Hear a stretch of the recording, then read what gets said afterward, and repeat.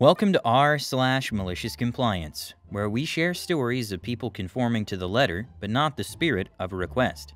Thank you, friends, for subscribing to the channel and for so many likes. The first story. In a high-stakes political campaign, a dedicated team battles app errors and mistrust from their own boss, leading to a triumphant comeback with evidence that exposes the truth. The second story. Forgotten redundancy notice leads to a clever employee receiving an extra month's pay while doing nothing at work. The first story is, since you won't trust my team, there won't be any work to show for. Background. As I had stated in my previous MC story, I worked for the federal government in Mexico, a job I left on May 30th of this year. I've been involved with a political movement that was created in 2011, and through which we were able to win the presidency back in 2018. This movement is now in the process to determine who will be its next presidential candidate for the 2024 election. There are 5 aspiring pre-candidates, of which 2 are the clear front-runners. The winner will be decided by a better-placed person in 5 polls that will take place between August 28th and September 3rd. On July 3rd, and due to my experience, I started to work for the campaign of who I truly believe will emerge victorious in the polls, and will be the next and first female president in Mexico. In Mexico, there are 300 federal electoral districts, and I was placed in charge of one of them, with the task to build a team and go on a door-to-door campaign, set to start July 10th to ensure the results are positive come polls week. I'm a paid staffer of this campaign, but have to rely on volunteers to help carry out this task, so I spent my first week assembling my team. On July 10th, we got the APK for the app we would work on, and got the team trained by the 11th, making the 12th our first fieldwork day. For each visit we make, we first have to register the address of the home, and then whether door was open or not. If no one opens, we save that address and on to the next house.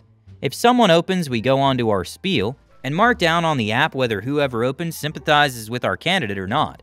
If they don't mark it and we send the data, if they don't, we mark it and send the data. If they do, we then have to take down said person's name and phone number in order to save and send. Story. We worked 3 hours in the afternoon on the 12th getting used to the app, getting our speech down to be quick and on point. The next few days till the 16th, we worked 3 hours in the morning, the hours in the afternoon each day, with our most saved data info being door not opened, followed by sympathizers, and on a lower scale, people who did not sympathize either because they vote for other political parties or they favored another pre-candidate. My team and I, 5 in total, would each send around 75 total registrations daily with around 25 to 30 of them sympathizers. Monday, July 17th, we had our first evaluation. Just my state coordinator, the other 7 district coordinators, and myself. There are 8 federal districts in my state, and unsurprisingly, I was the only one who had presented fieldwork the week prior, as the rest had barely finished setting up their teams. So we went over just my numbers. For the district, everyone who helps me work for my assigned account, so the report is just the total. I had reported over 1,100 visits, of which 98 were counted as sympathizers. 200 doors were not opened and over 800 marked as not sympathizers. Since I was sure we were at about 400 sympathizers, I immediately claimed that there must be a system error. But having relied solely on what I knew I did and what my team reported, the numbers were taken as true. And since there would not be a national evaluation till the weekend, we had to go with that. After the meeting, I asked to talk to my boss, where I reiterated that the numbers were wrong and pleaded that he inform app support there was an error, that they should also add a counter in the app so we each know what we send. Was told to wait till national evaluation. Then asked if I could come up with some mechanism, such as taking screenshots before sending, so that we know what we send. Again, was told no. When I again tried to convince the numbers were wrong, he told me to shut up and implied that my team was most likely doing the task wrong. So I did and left. The next day, the whole week went and did my job as usual, maybe just doing the bare minimum, except I took screenshots of everything and I asked my team to sit out, since their work wasn't trusted. Why should they be expected to do it? Sunday night, my boss calls me. He says they just sent him the week's preliminary numbers, so just the totals reported by the other 7 district coordinators and mine. They were all over 1,500 registers each. I was under 300. He yelled at me for phoning it in, as he said, and I just told him that the next day was a national evaluation, though by region, that he should wait till then. So next morning I hop in on the video conference. We're on Region 1 with another 6 states, and they start going over the numbers, and before going on to what the numbers meant, they were congratulating the effort made by all the teams, and really good number of registers sent, and how there were a few teams that didn't reach 500, and how their in the campaign was in jeopardy. That is until the tech guy went over the numbers and even recognized that they had an error, as the not a sympathizer tally was by far the most current register. He said they were trying to see if they could extrapolate the real registers from the data, but believed the error occurred when saving each visit, so it was most likely that what the teams had done the previous week was lost, and they were releasing an update to the app the same day. I asked to participate and said that it was evident that my team was the only one to work the first week, revealed that a week prior in my state evaluation I had complained that there was an error with the app, since the numbers were off, that I had asked the state coordinator to come forward with this information and was told to shut up. I went on to tell them that the 300 registers they were berating me about early in the meeting was because my state coordinator implied that my team was doing the job wrong, and that I didn't want to waste my time either by doing something that would be lost and pulled up on screen the screenshot taken throughout the week, proving that of my 300 registers, 140 accounted for door not opened, 118 sympathizers, and 42 not sympathizers. The national coordinator apologized to me and my team, asked my boss why I didn't listen to his team, berated the rest of the state coordinators on starting 1 week late, and asked the app support to add the counter. My boss also apologized to my team, and we've been working great amongst the top every week number-wise. The next story is, wasn't made redundant like everyone else in the company, so kept showing up to work until the end to do nothing. This story is from June 2012, a week or so short of 10 years ago. I have generalized my exact work for anonymity. This story takes place in Australia, where we have very stringent laws around employment, firing, hiring, redundancies, maternity, etc., etc. Little bit of background. I'd started working for this particular company in March 2011. I was hired basically on the spot once I demonstrated my knowledge of the product that I would be working on, and started 2 days later because of a deadline that had to be met.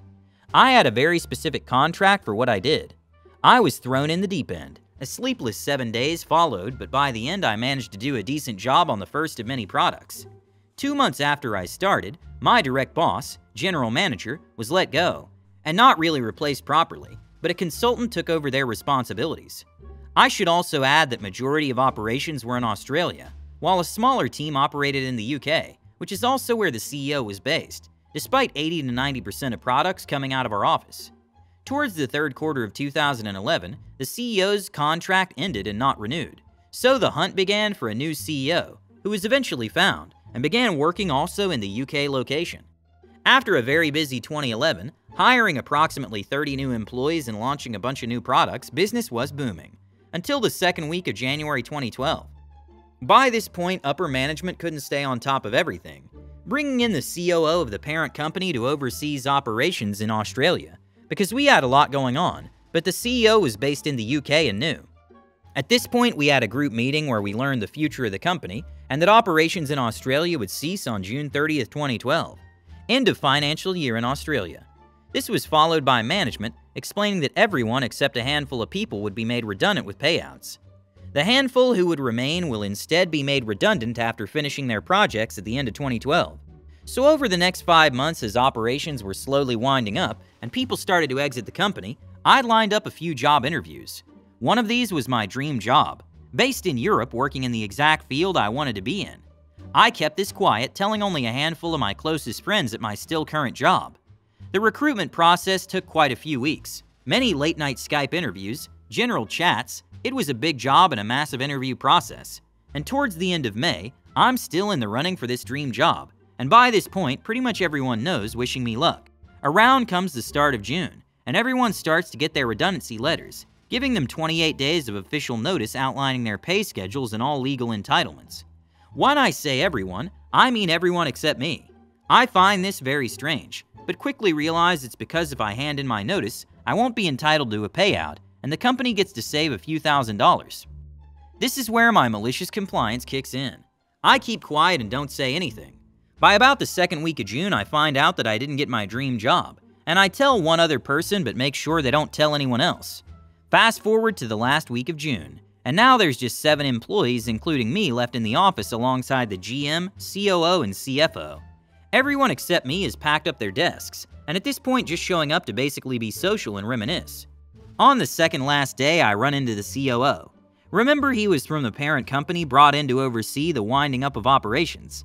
next to my desk, and he goes, "You must be saddened that tomorrow is the last day." Casually, I respond with, "Oh, is it? I know it'll be quiet, but I didn't realize it was my last day." He takes a closer look at my desk, still not packed up, has the most confused look on his face, and responds with, "Yeah, it's everyone's last day. Why wouldn't it be your last?" "Oh, I never got a redundancy letter."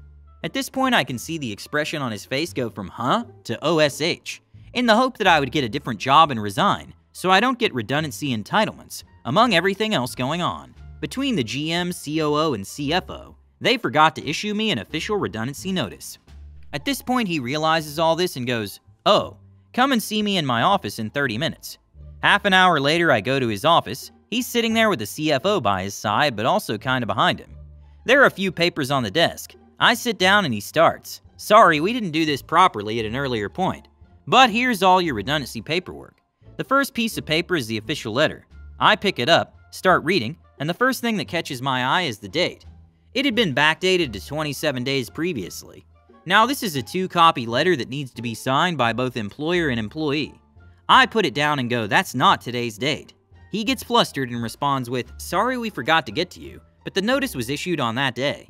Me: "It might have been issued then, but this is the first time I'm seeing of it, and you'll note it hasn't been signed by me." Him: "Yes, but you knew this was coming." Me: "I did, but I assumed I'd be retained for longer because I wasn't given official notice." Him: "What do you want us to do now?" Me: "Put today's date on it and I'll sign it." Him: "But legally we need to wrap up operations before the end of the month. We can't do that."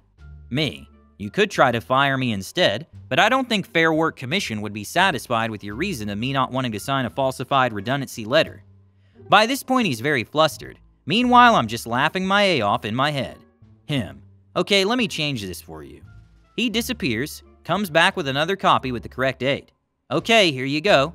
Me: "I'm not signing this yet." Him: "Why not?" Me: "Well, I've got 28 more days of legal employment now, which means I'm owed an extra day and a bit in annual leave in my final pay schedule."